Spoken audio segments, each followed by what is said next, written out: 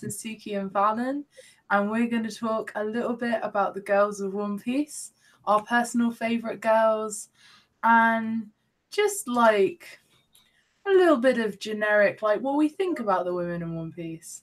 So, without further ado, would you guys like to introduce yourselves? What? All right. What up, guys? I'm Sasuke the Savage. I do a lot of Hunter x Hunter content, One Piece occasionally, uh, other various manga and anime. So, yeah, that's pretty much it. Nice. I'm Captain Valen. I do right now pretty much live reactions. I stopped doing reviews because life got hectic, but stick around. I'll do tons of stuff and I talk real nice. Fair enough. I like it. Good introductions all around. Working for me. Okay, so I'd like to start by saying we're just gonna do our like top 10 personal favorites. Like, I know my list is a bit like out there. Some of the girls on there, people are gonna give me some side looks for, but I mean, at the end of the day, like, there's so many different personalities, so many different shapes and sizes of women out there in One Piece. It's like a really diverse cast. And like everyone's gonna have their favorites, everyone's gonna have their not so favorites. Like, so don't get too angry at us. But without further ado, my 10th girl is Sindri from that Thriller Bark arc, and I don't know how many people remember her. Do you guys remember her? Yeah, that's Is the zombie chick. Yeah, Yeah. the zombie chick. Yeah, She's that's a great. solid answer. She was dope. She was dope. I love her aesthetic. I love that kind of like old horror movie zombie, like, but kind of flapperish look. Like, it's really cool to me. Well, the flapper air is the air that all those movies come from anyway, so it makes it like it's a perfect connection between the two, and that's one of the things I liked about her most. Yeah, like I really loved the fact that it left you guessing as well with like what was actually fully up with Sindri, because obviously there's the part where it's like she shouldn't be able to have any will, but the soul of the person that, sorry, the shadow of the person that was inhabiting her was like a really careful person. Like, she didn't have the personality that Sindri had. So it kind of left you like, you know, guessing with what was going on there. And I liked that little mystery. So yeah, Sindri's a cool one for me. All right. I actually wrote a list out instead of doing it from memory. You did. I don't have mine in any kind of numerical. I just have 10 that I like a lot. I mean, that's okay. Yeah. I'm going to start off with what I think is probably going to be one of the two most controversial, but I would put this person on either my favorite dude list or my favorite lady list, and it's Ivankov. I like Really? it. Really? Yeah. Respect Ivankov, man. He's a man or a ma'am, depending on his own whim. So, and he kicks ass in both situations. It's not like when he's a lady, he's like some big fat, big headed Tim Curry blob type thing. He's actually a banging lady. Let's be real about it. We know he's a dude, so that's not really an option. But I mean, objectively. Objectively. If you didn't know, you'd get caught up like the whole Haku and Naruto. You'd be like, wait, what a damn minute. And then he does this, and the head gets big, and then he goes to the boys category. But he still kicked ass. She still kicked ass when she was a lady, so I'll count that. And that's one of my more controversial picks. That was actually a good one. I didn't even think of that at all. We started out with some really out there waifus, and I'm proud of us. Okay, waifu's a strong term for my list. These are just my favorite ladies. That's all. Like, you know what? It's a celebration, regardless. It doesn't matter. All right, I'll accept it. Like, I like it. I like it. It's a good favorite character. Okay, so Sasuke, that leaves you. Number 10. I know people are going to be like, "Why is she so low?" But it's Big Mom. I have her low on this list because of the recent events in Wano. I really liked her in Whole Cake Island. I'm not really liking her at Wano, but I can't deny how much impact Big Mom has. Just even taking the female aspect out of it, she's one of the strongest characters in One Piece, period. Because she's a Yonko and she commands respect regardless of the amnesia thing, regardless of the hunger spaz out. So I had to have her on the list. But because of stuff that happened recently, I had to put her lower on the list. And that's not your fault. Yeah, definitely not. I Like, mean, she was. sorry, yeah. If we went for the Big Mom before Whole Cake was an indomitable figure in the One Piece world, and you know what I mean. She was this huge, essentially information broker who we knew could throw hands regardless. You know what I mean? Like they were up on that level, and she was portrayed in such a way that she was like she knew everything, and she was all knowing, almost had eyes in every direction. But when you get there, it's not like that at all, and that shit, like it goes to tell you how much people trust Morgan, even though I tell people not to. I do it myself. I get caught up in it, but I think that is one of the reasons she's actually not on my list, is because she was better before she was like actually revealed, and that kind of sucked. There are some things that I think have been lost in execution. On paper, Big Mom is a really awesome character to me. Like, she dresses and acts and eats and does all the things that she wants to do. Like, she's very much like this empowering figure, but like a lot of her actual execution, or especially recently, has kind of had a lot of people second guessing how powerful she is, second guessing like what her plot's gonna be like. And I think when we come to the end of 1.0, we're gonna probably have a shift, and like people are either gonna really like Big Mom or they're gonna really hate Big Mom. I'm hoping they're really gonna like her. I think there is gonna be a lot of Big Mom plot in 1.0, and I'm really excited to see what potentially happens with it as well. Definitely. Yeah. So I think moving on to another older gal, because I appreciate this older gal a lot. That's Shaky, Rayleigh's boo. I love the fact that they've got an open relationship and that they've got this really kind of, I don't know what the best word to describe it is, but it's like the way that companionship really isn't cares. necessarily partnership. Yeah. And like I love that that's shown in a manga, because like that kind of relationship can be quite frowned upon, and I know that a lot of my friends on here really frown upon open relationships. So seeing it portrayed in a kind of positive, very chill light, there's a reason that they're like that. Rayleigh is still a pirate and he goes gallivanting off, and Shaky just doesn't necessarily feel anything about that being a problem, and I like it. It's a cool relationship. It definitely is pretty dope, I'll give that. And I mean, she's not on my list, but if I thought of it, maybe she would have been. But she's dope, and her connections to the Rocks Pirates adds this whole like thick layer of mystique about her. You know what I mean? Like, you're like, so she knows shit, like real shit, and you're like, yeah. So, and she runs a bar, so you can just go have drinks and talk with her. It's like, yeah. But she knows all the real. Oh, hey, man. There's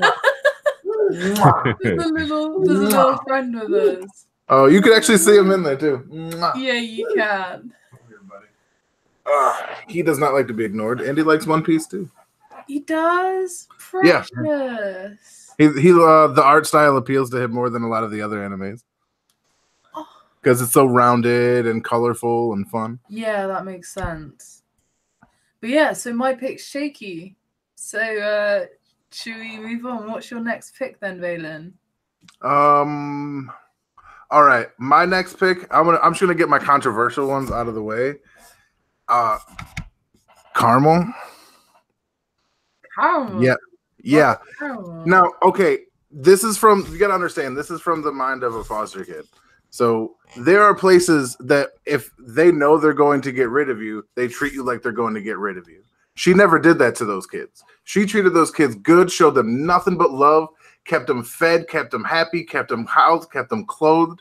Like they had nothing but love for this person. Yeah, she sold them to the army, and that's horrible. Let's just there's really no arguing selling children here.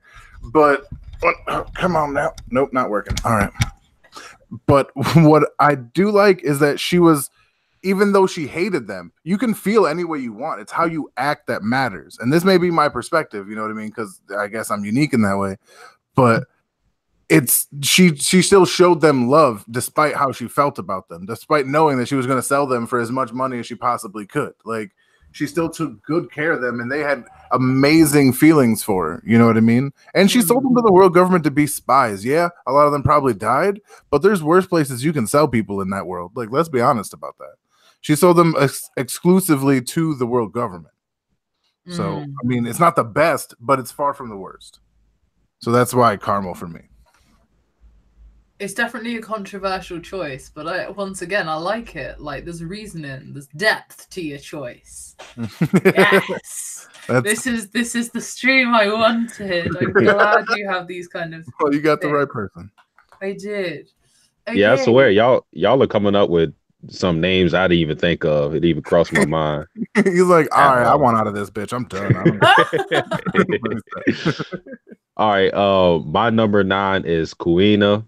I really love Corinna in the flashback, and she was owning Zoro. We know how competent Zoro is, and she completely owned him.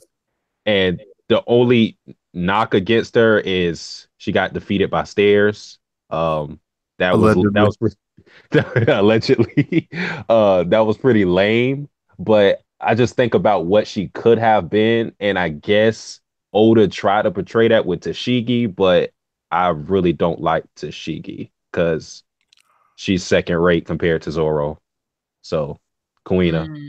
Corinna is the stronger choice. Yeah, there's you can't say anything bad about Corinna. I mean, aside from the stairs thing, alleged stairs. Because there's a part of me, like it's a little part. It's like right over here that really, really holds out hope that she shows up in Wano as like the witching hour boy or as some misdirected thing, and then we're like, oh my god. You know what I mean? But I mean, I know it's not going to happen, but it would be nice. I know so many people. Like I used to be such a Tashigi is Corinna person. I was so like deep I was never in that that hole. Like when I was, because like way back when I was getting caught up to One Piece and learning all about it, I was making all of my little theories and stuff like that, like to how it was all going to unfold for the later parts. And a big one was that I was convinced about Tashigi, but obviously that's definitely not a thing. So, but I think that's probably better. I kind of like the fact that I don't like how weak Tashigi is. I find that a little bit meh. But like the fact that Zoro has to really fight his morals and he has to grow past like where he originally was. Like he has to view her as somebody. He has to start taking notice of women. Like I like that growth. So I do like the involvement of Tashigi as a character. But she's not one of my top. She's not. Spoilers. So Sasuke, I think is it you now? No, he just said Corinna. You just said Corinna, so is it me now? Oh my god, I'm so sorry. I'm losing track already. That's horrific. My next one is Connis from the Sky Islands. Oh shit, I didn't think of her. With the two little balls. With Yeah. the like amazing I can hear things mantra stuff going on. That was which we now know was observation hockey, by the way. Mm-hmm. Which means she went through some hellish shit to get, you know what I mean? Well, I mean, look at what NL was doing, so that's fair. Like she survived a lot. So goddamn. Definitely. Yeah, she's a solid choice. A lot of like inner power. Oh. Yep, this is what my life is like. Every now and then this just creeps up and crawls over you. But yeah, an amazing amount of inner power that like really reflected the strength of her people. I respected it. Yeah, Connors was probably one of the first characters in One Piece that I really took note of. Like, really enjoyed them being there, like, other than the kind of main cast. So I had to have her on the list. You guys are like deep in your bag. Like, I'm kind of ashamed. No, because like, y'all are coming up with characters that I swear did not even cross my mind. Well, I promise my next one crossed both of your minds. The first name I actually wrote down because she's one of my favorites. It's Tashigi. It's Tashigi. Really? That's why I was just like, I tried to listen, take it. But yeah, I know she's nothing particularly like out of the box special, and her relationship with Zoro is somewhat forced in the appearance. You know what I mean? And it was intentional to give her weight. And but the growth that she inspires emotionally in Zoro is absolutely phenomenal in a very short amount of time. And she herself is no joke. She dedicates herself to training. She has a firm stance on justice. She has a firm goal in life that isn't just the Marines. You know what I mean? Her ambition isn't like captainhood or admiralty. It's, I want to collect all these swords and put them in the hands of the just. Like her ambition is bigger than her position. It's bigger than really any position she could hold in the Marines if you really think about it. So that's one of the reasons, like, I always held a lot of respect for Tashigi while everybody kind of just shit on her, because I see it differently. And that's just me. One good plus about her is she's one of the actual good moral Marines, like her, Smoker. Yeah, and, I guess you could say Fujitora. Her and Smoker are such a great team. Like, that's another reason they need to get together and make babies. Sorry, continue. Oh shit. Number 8, I have Reiju, because she was the only sibling of Sanji that actually gave a damn about him, and she just helped him all, like, through childhood, and then of course through adulthood, and she was just like a nice person. And honestly, I don't even know how that worked out, since we know that Judge basically took away their empathy and sympathy, but because it seemed like to me that Reiju was emotionally stable. So I don't know. I liked her. I liked the whole Germa transformation. So yeah. Yeah, no, I have to agree. I also have Reiju, because honestly, yeah, a lot of the reasons you said. Also, the fact that her whole thing is that she is self-aware of her problems. So she's self-aware that she's had a lot of her emotions taken away. She's aware that, like, she has these kind of powers and instincts to do warlike things, but within her is also a resolve to be not necessarily better than her siblings, but at least have the best impact that she can do in her situation. Like, she always strives to protect, like, Sanji when she can, like, because she does have some compassion left in her, and that is different to her siblings. And I don't 100% understand, like, what level of compassion she's capable of, but it's certainly more than her brothers, and she certainly is the redeeming factor of the family. Absolutely. All right, so it's me now, right? Yep. Oh goodness. All right, and since y'all tore me up for Tashigi last time, let me mark that I got that down. All right.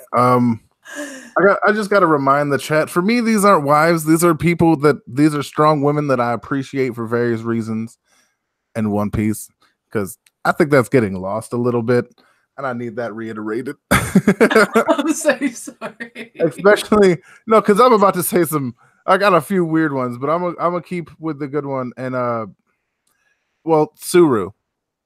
She is fucking amazing. She put in the time. She worked her way up to Vice Admiralty. She's the highest ranked female and most respected female we've seen in One Piece probably outside of Big Mom, pre Whole Cake Island. Mhm. And yeah, her power is literally to wash people. Like she puts cats out to wash. She will wash you straight up and down. That's not a joke. That's not a metaphor. That's what she'll do. Enjoy it. Like, that's all there is to it. I respect that's her a for solid it, so. choice. That's a very solid choice. I mean, I love the fact that like Oda's given her this kind of like questionable fruit and it's still really overpowered and really good. Like, and I also love the fact that, as you mentioned, she is one of the highest like ranked Marines. The only person that could be possibly perceived as stronger as a female Marine would be Mama Sage, the woman in the time skip that was also considered to be an admiral candidate. That's the only person that could be even perceived as stronger than her. So yeah, I have to say that Suru is a good choice. So that's my wife. All right, that's on you. So that's Number 7, I have Perona because she's hilarious. Like the whole fight with her and Usopp, like that was I a didn't put her on highlight my for list me. because I knew she'd be on somebody else's. Yeah. Yeah, I had to do it. Basic, but I had to do it. But that was a highlight for me with Thriller Bark, and just seeing her with Mihawk occasionally is cool. She's just like literally relaxing and chilling with him, and I love her powers. Like I absolutely love her powers. She took out the Straw Hats. Like, let's be like quite frank about that. Every Yeah. Straw Hat that went against her was down on their face in seconds, except for God Usopp, but really nothing you can do about that. His name is God Usopp. But yeah, she's her skill set and her powers are some of the more versatile in One Piece, and it really gives her such an advantage. Yeah, I have to say Perona is like a good choice. Like I love the interaction between her and Usopp, where Usopp goes down and is like miserable, but then he's like, "Oh, I'm fine." And she's like really confused, and she's like, "How are you fine?" And Usopp is essentially like, "Well, you see, I'm depressed." And she's like, I feel like this "No, all you the can time. do it. You can do it, friend." Like that bit where she starts cheering him on. Like that's so funny to me. That is one that her defeat is one of my favorites because, and not only because it's like Usopp and all of his wins are like hilarious, but just the amount of effort it took all the rest of the crew to even get close to her, and it's Usopp. And we like, I'll be honest, I thought, I was like, what the fuck is gonna happen with this? You know what I mean? Like when you're watching for the first time, you're like, okay, game over. Like who's showing up to do the thing? You know what I mean? They got everybody out here handled, is set up, separated, and like this is happening. Zoro's down. I think Sanji was down. I think she even got Luffy, right? She got like everybody. All of them. And just like Dressrosa, Usopp had to save the day. And yeah, that's I didn't see it coming. That's all I'm saying. Like that was the first time that Usopp really did the crazy thing. The first time he really did the crazy, like weird win, and I loved it. Yeah. No, yeah, definitely. So I think it's possibly me now. Yep. And I have to go with Bonnie. Bonnie's a good wife. I love that big eater. I love the way that she's like large and in charge, but actually small, but aggressive and loud, and she's just this really fun character in all ways to me. Like, and I love the fact that like she's got this really interesting fruit that has like a lot of more meta and plot like implications. Like, oh, I like Bonnie. Not to mention her intro was saving Zoro. Well, okay, not technically saving Zoro. Let's rephrase that. Was saving Charlo and saving Sabaody from what would happen if somebody cut down a fucking, celestial dragon on Main Street. Mm. Like they she's definitely traveled the seas for quite a while as well. Like, I don't think that she's necessarily the younger version of Bonnie. I'm not sure if she's truly the oldest version of Bonnie either. Like, it could be that she's actually somewhere in between, and like she uses both as a mask. You know, one is that she's the Queen Dalga, and one is that she's the young pirate, and using both ages as kind of a way of hiding. Yeah, I like that. Actual ages in the middle. That would be really cool to me. Because she's like effectively, if with the way a lot of these fruits work, she's effectively immortal. Like, you know, I mean, if whatchamacallit, the toy fruit makes the person the age that they started it, you know what I mean? And that's only minorly relevant to time in general, you know what I mean? Then a fruit like hers would, like, she would be that age. She would be whatever age she needed to be. So effectively, if she just chose to be 26 forever, she'd be 26 forever. You know what I mean? So I think that is one of the more versatile things, because that gives her, like, immortality is always a huge, huge thing, especially in a world where there's like 200 years of time fucking missing. You know what I mean? Now, I'm not saying she knows anything about it, but the probability isn't zero. You know what I mean? And that's kind of the mystique about it that I like. And she's also on my list, so I'm just gonna count that. That's okay. Like, literally the next name too. We'll have some time at the end. We'll just say that was the wife, and we've got some time at the end if there's any like reserve characters to talk about. So don't worry too much. It's all right. So, Bonnie was mine. What is yours? All right, I'll jump past Bonnie and go to my favorite continuous straw hat.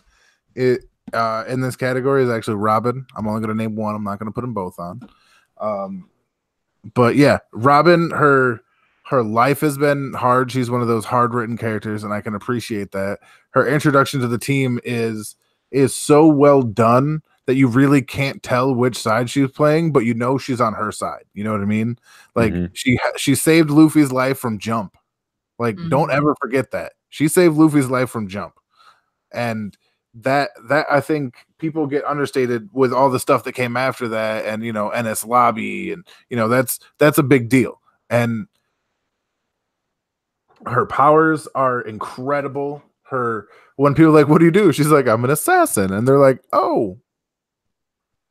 You know what I mean? And she really is, because you can't move unless she lets you. Like, her ability to control an area is the strongest in the Straw Hats, like, in my personal opinion. Just because in pre-time skip, she could hold down like a couple dozen people. You know what I mean? Now she can create limbs the size of like redwood trees. You know, her powers are insane, and I want to know if she's ever going to be like a giant woman and just create a large doppelganger that like just stomps the, like, you know, Godzilla status. Oh, Wano Godzilla. Think about it. Yeah, Robin was number 3 on my list. The only thing I would like to add to that is Oda has to nerf her, because she could wash a lot of people with that devil fruit very easily. But number 6 on my list, another basic one, is Boa Hancock. I had to have her on the list. She had interesting backstory, being a slave and of course being saved, and she is one of the more dominating figures in One Piece. We already mentioned Big Mom, we mentioned Suru.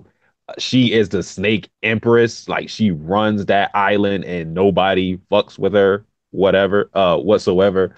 The only thing I don't really like about her is I felt like after she fell in love with Luffy, Oda kind of took that and just ran with it.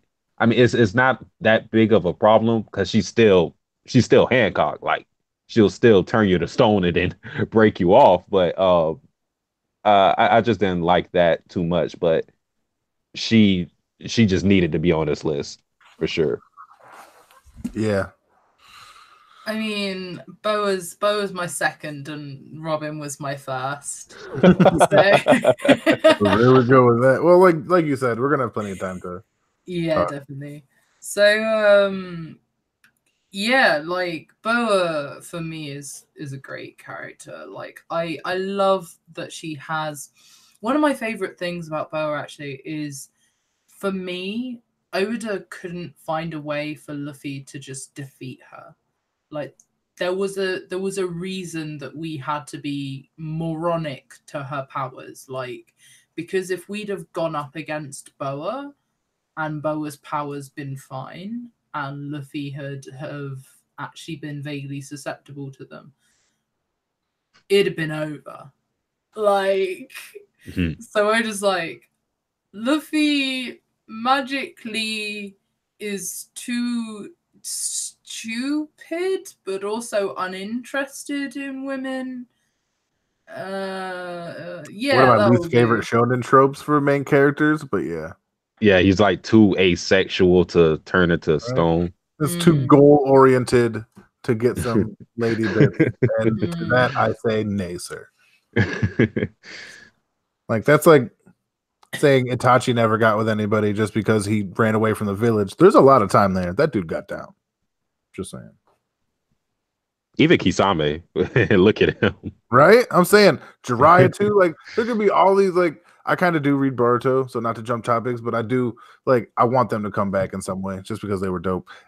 But One Piece topics. Sorry. That's all right. I do non sequiturs. I'm sorry. Oh, there it is. All right. Next up for me is my favorite female that kind of comes into the story to be a plot device. Phoebe. Ah, dang. That is my second.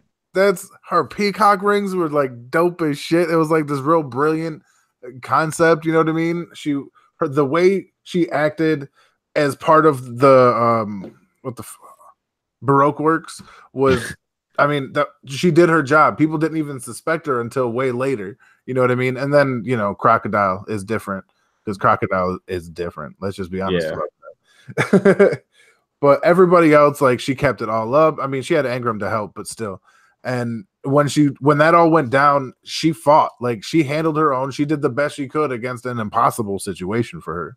You know what I mean? And she maintained poise, dignity, that kind of that rough nobility, and let alone in flashbacks when she's at her first reverie and gets smacked by Wapol, and she's like, "I'm sorry, I ran into your hand. That must have sucked. Are you okay?" And everybody around is like, she just bitched Wapol in front of everybody because they knew the deal. You know what I mean? And it's one of the moments that cemented her presence of mind and her like natural imperiousness. And I just love her as a character, and that strength has come through like forever. So yeah. Vivi's a brilliant example of somebody who is strong in like their morals, strong in their convictions, and strong actually like almost in a way physically, because like the way she uses the peacock slashes and stuff, like she was not bad at the time. She was if you were anybody but like really, if she'd have went against like Nami or something, she probably would have cut Nami up, or especially Usopp at the time. She just had the unfortunate measure of going up against Crocodile essentially and Luffy. The people she went against, she had no chance against, and that's unfortunate. But she was holding her own for a long time. She was infamous in Baroque works for being like for what she did. So, like, I want to give her more credit than what we've seen with those. But yeah, she was a true straw hat. Facts. That's why she's still a straw hat, just non-continuous category. You know what I mean? Yeah. All right, you up? I think it might be me. I think I just said whatchamacallit, so it's Sasuke, right? Oh right, yeah. Sorry. It's me. Okay. Number 5 is Dadon, the caretaker of Ace and Luffy. That was my next. I had to put like she was just great. Like her character development, like it was. She started off as a mountain bandit. I mean, she still is technically, but how she came to love Luffy and Ace, and I think one of the best scenes in One Piece for me is when she's beating up Garp and she questions him like, why didn't you help Ace when you were right in front of him? And that was one of the more emotional moments in One Piece, and you can feel how much she cared about those boys, despite them being forced on her. Actually, her being my next, I'm just gonna give my spiel on her while it's here, and that is, she's in the category with as Carmel, different kind of thing, but she chose to raise somebody she didn't have to. You know what I mean? In a situation that wasn't ideal, but she did the best she could by them. And if you look at Ace, Sabo, and Luffy, they grew into amazing people with absolute like amazing moral compasses, and that's not just because of who they are, who their parents were. Like they were raised by somebody, and that woman instilled in them like real justice, and that's the reason.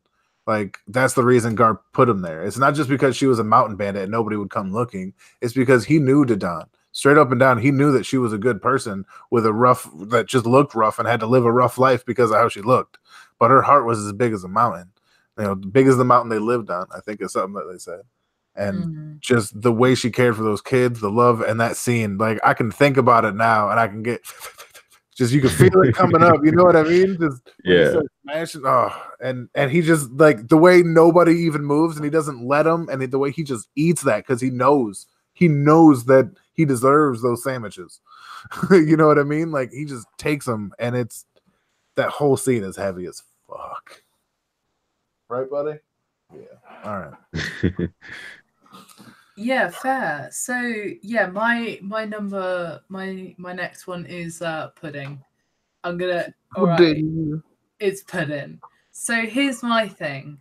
Pudding to me is a really great exploratory character because she starts to explore somebody who has literally made lying to themselves and to other people their personality. She has built her entire ego on lies. Like there is almost nothing about Pudding that is genuine, and she's had to fool everyone around her. She's had to fool people about how she looks by wearing bangs. She's had to fool people to get things for Big Mum as like, you know, as one of her operators. And at the end of the whole Cake Island arc, we start to see all of that start to crack for her. And people were like, why is she going backwards and forwards so much? But the thing is, for me, you know, she's had that for her whole life. And it's only now that somebody has tried to actually get to know who she would be underneath all of that, that she's finally gone, I'm not happy.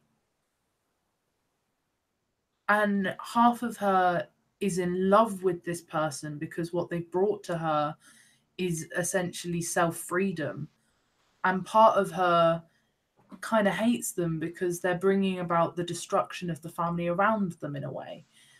And she's torn the whole way through. And eventually she decides to kiss Sanji, but remove the memory of it and leaves it completely bittersweet. And I love her character.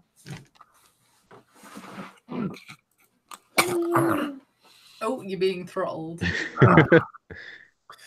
Oops, sorry. Yeah, that's solid.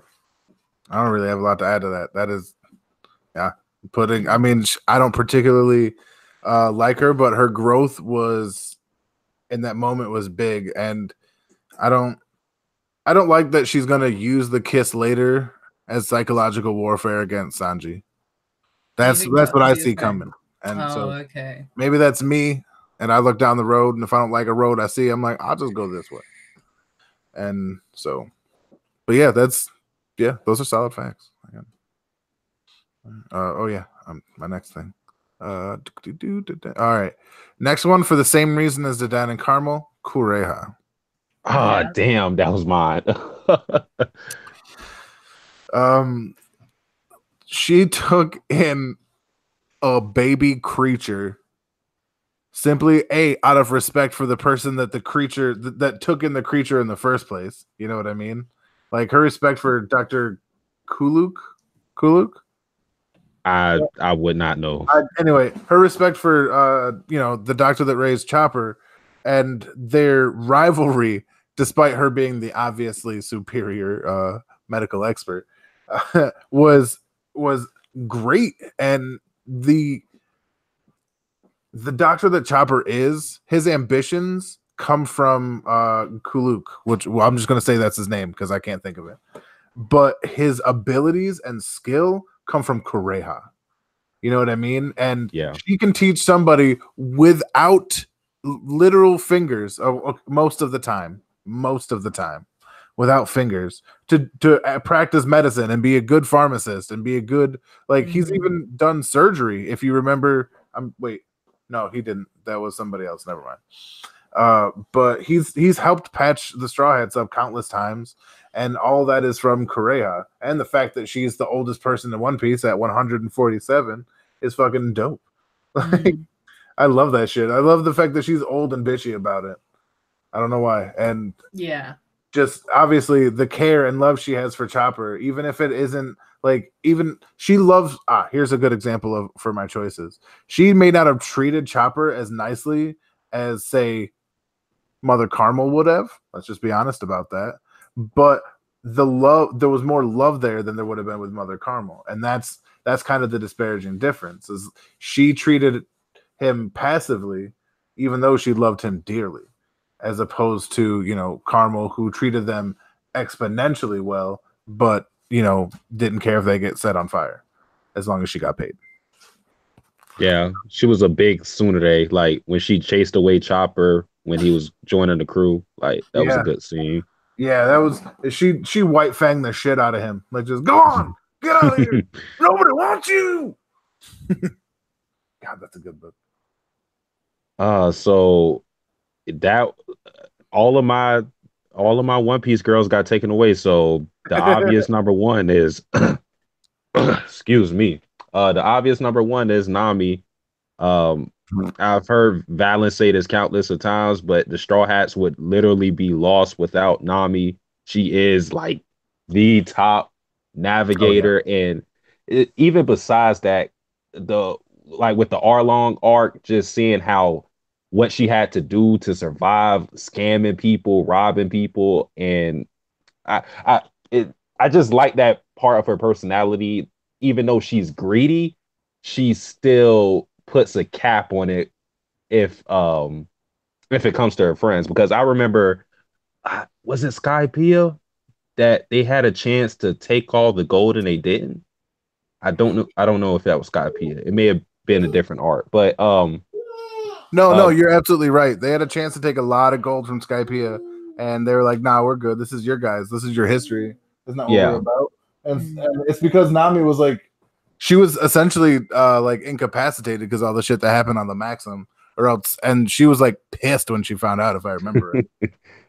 But yeah, and just with her powers too, the climb attack, that definitely gives her an edge in fights, which is pretty cool. And her maintaining Zeus too, that is crazy. We already seen what she did in Wano with it, so. Yeah, that's fair. I mean, my thing, Nami is really cool, don't get me wrong, and I am a particular lover of Nami, but for me, I'm a Robin girl, and Nami, I think, has done more for the story. I think she's done more for the crew, but Robin's personality and her little moments where she's being kind of morbid as a joke, I love those. When she was maybe they've been eaten by sharks and stuff like that. I love those. Thanks. So I have a soft spot for Robin over Nami, but Nami is such a high tier of wife. She really is. My next one is Baby 5. I really like Baby 5. I love the fact that she's got this deep complex about needing to be wanted, needing to be needed in its own right. And her whole thing just reminds me of things that I've really struggled with in my own life. Like the way that she feels like she has to please people, the way that she really embodies that whole maid like service. I need to constantly work for something. Like, I think it's really interesting. And the way that her character develops is to look past all of that and grow. And she does actually, via Sai, start to get her own level of self respect and her own level of self love. And I think that's really important. So, yeah, for me, Baby Five is actually up there. That's super fair. I didn't even think of her. I'm not gonna lie, but the little thing with what the fuck, her new husband, dude, where he had to let his former fiance beat the crap out of him so that, you know, Baby Five could be, you know, so he could be the husband that Baby Five deserves. I really like that, because the fact is, Baby Five does deserve somebody like that, because that's the kind of person she is. Like, she's like, you want me to cut off my hand for you? You need that? That's super dope. Here you go. It's like, no, nobody ever needs that. And I love the dynamic between her and the rest of like Don Flamingo. Like, Don Flamingo loved her and protected her from people. When he found out that people would take advantage of her, he would actually, you know, just murder them. Yeah. Yeah. Like, he was a legit little sister to him, and people don't give that enough credit. For her to turn against the only brother she's known, you know, for this dude who's like, I need you. You know what I mean? I need you right now for something very, very situational. And it just flipped her whole perspective. It was great, but I don't feel like it should be underplayed at the expense of like how she was actually loved by Doflamingo. Like, how he did like respect her, and he understood her enough to look out for her. You know what I mean? In his own fucked up way, mind you. Yeah. The flashbacks with her and Law were hilarious. When Law would give her the death stares, and then she would just start crying. Like, that was hilarious. That was pretty dope. Yeah, I like her. There was like an exchange between her and Trouble, where it was like, you never mattered. Like, you were only good because, like, for whatever reason, I can't remember it.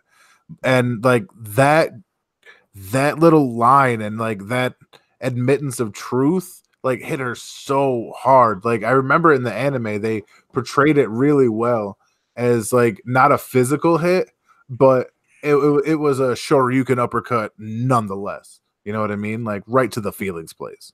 Yeah. And I think that was one of those really, really great heavy hitting moments from Dressrosa, was like her finding that out.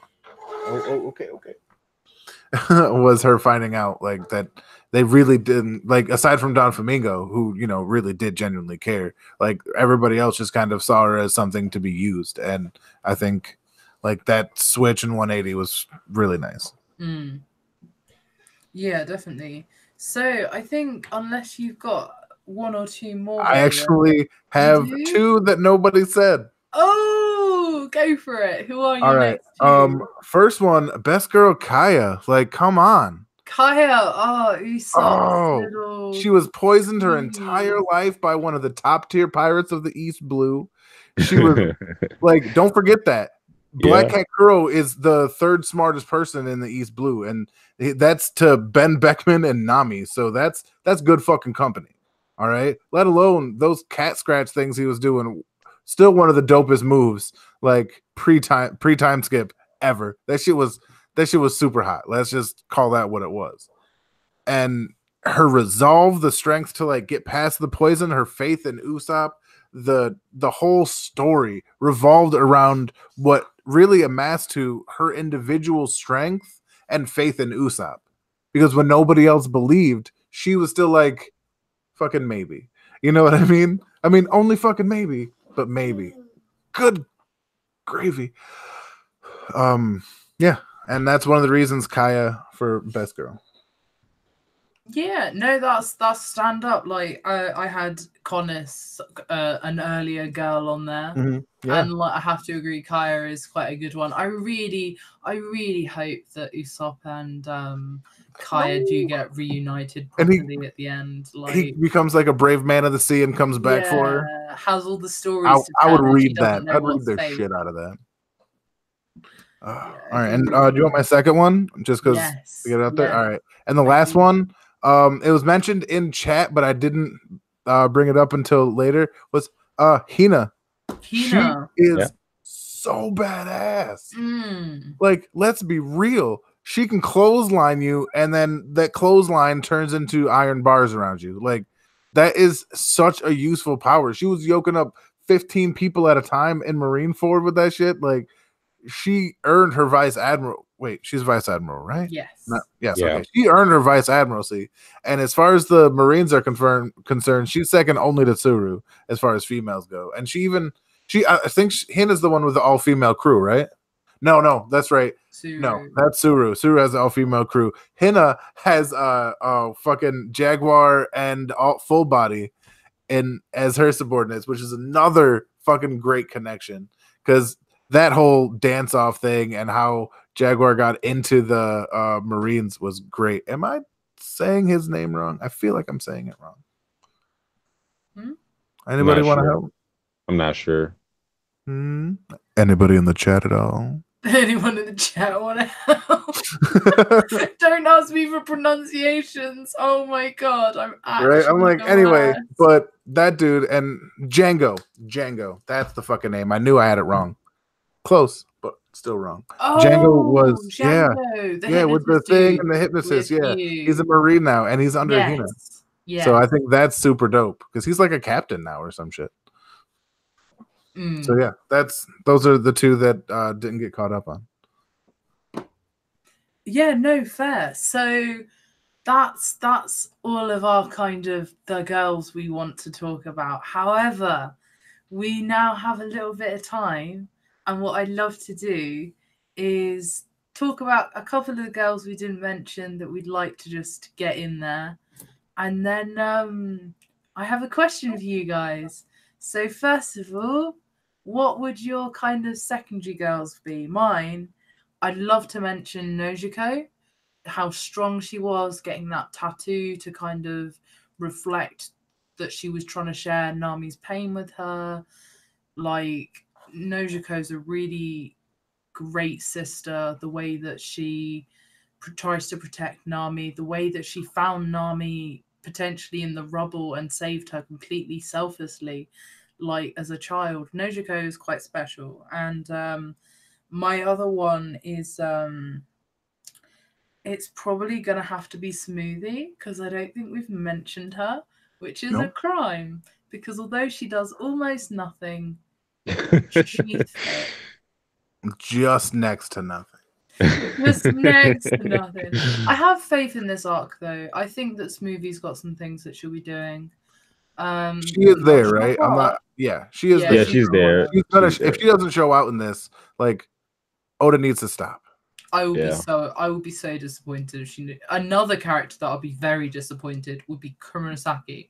If Kurosaki doesn't get her proper redemption, all of that stuff, I will be so disappointed. I have my theories. We'll talk. Kurosaki, I love Kurosaki.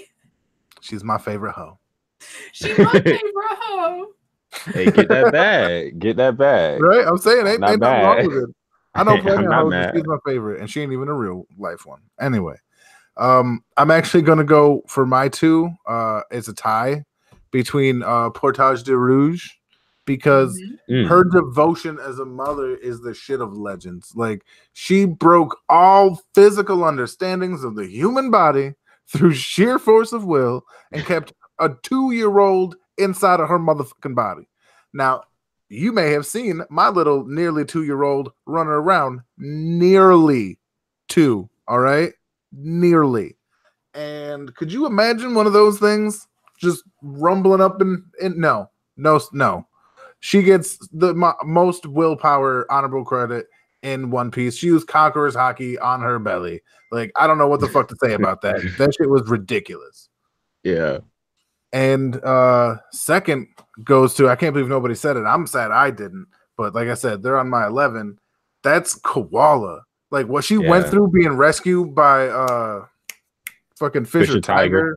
Yeah, being like shit on by Arlong and the rest of the crew until Fisher Tiger was like, no, y'all. She was in there. She lived this life. You guys know about it too. Don't treat her different. Stabbed her. Well, it's not stabbed her. Branded her with the fiery like thing, and like she was a sun pirate. She was real about that life, and like her transformation is one. If I can be honest, is the one I resonate with most because of how I came up in this world. Like her being like this broken person who like, for lack of a better term, like to be understood is institutionalized. Like you have to ask for everything. You know what I mean? And you're just expected to do certain things or you'll get in trouble. Like she's institutionalized to such a degree, and like to watch her get broken out of that and like watch the love of the Sun Pirates kind of break her out of that shell. Fucking absolutely one of my favorite like female characters. Yeah, no, absolutely. Like I can empathize with people that are a bit like that. I can. Yeah, Koala was one of my honorable mentions. So the last one I have to mention is Bellamere because she was one of the best moms in One Piece.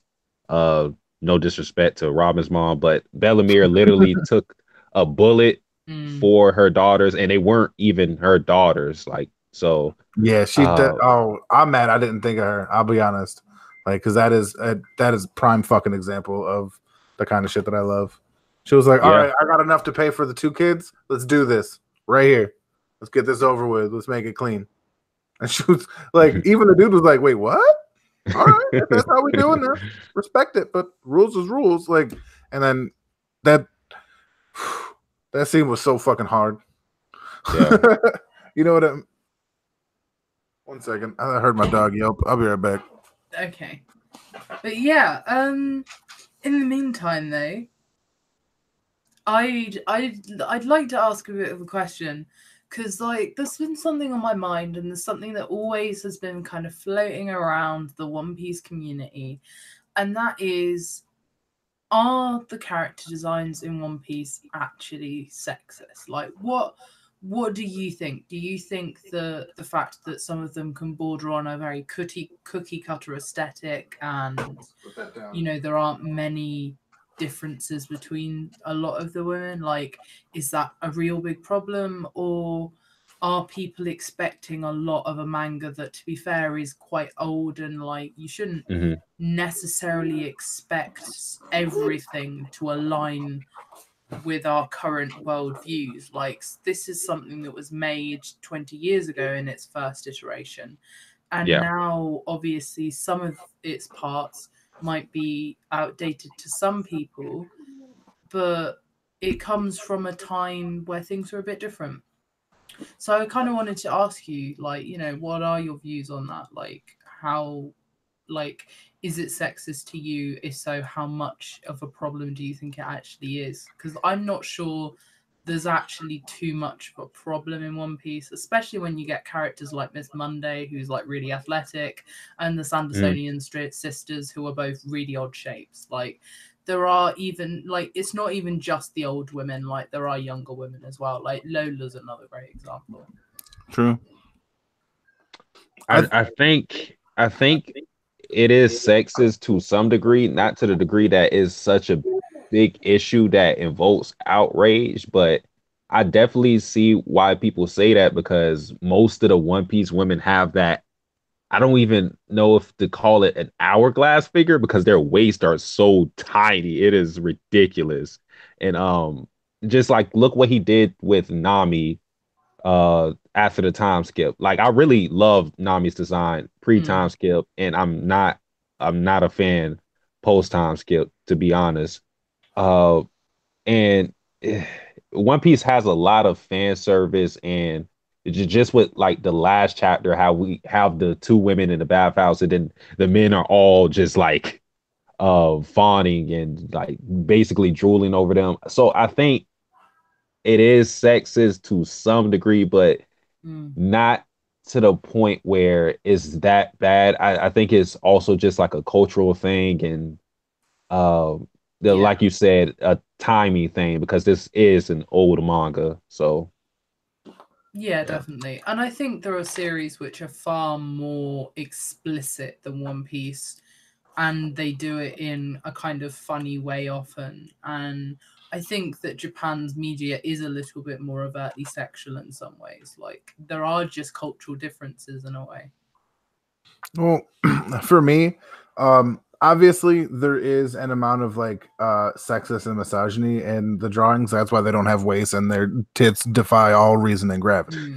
Like, but that's also the market that he has to be in. Like, if you're going to be successful in your market, you play to what success. You play to what works and helps you succeed. And that's kind of one of the things about being a shonen mangaka. As much as we could bitch, like every anime fan, American anime fan or something, could band together and be like, make them more realistic, you know, make them whatever shape we want, all cylinder tubes, okay, just for the sake of argument.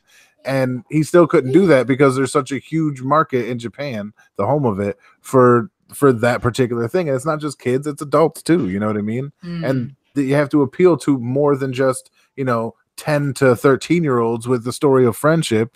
You got to go 13 to 18 with the titties. Like, that's just, it is what it is. And they do a really, as far as a lot of other manga are concerned, they don't do the worst job of it. Not by a fucking long shot. No, I have to agree.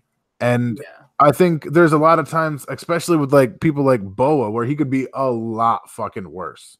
Like, she could just wear that snake around her, covering her bits, and like slither around, and that could be her whole fucking character. You know what I mean? Like, that's anime as fuck.